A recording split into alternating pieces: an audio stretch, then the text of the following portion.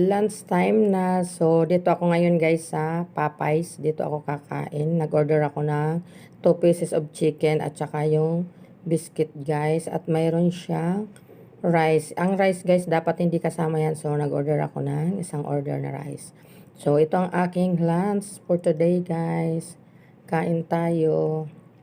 So, masarap ito guys kasi one time na kumain ako dito at saka yung drinks ko ay lemonade.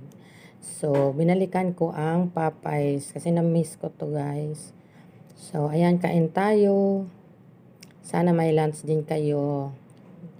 Nakalabas na naman ang person guys. So, ayan, kain muna tayo. Masarap ang chicken dito guys. Ayan, ang in-order ko ay hindi siya spicy. So, ayan guys, sarap ng kainan na naman. Ito yung hinihintay ng lahat. At yung biscuit nila guys, mayroon siyang honey sauce. Hindi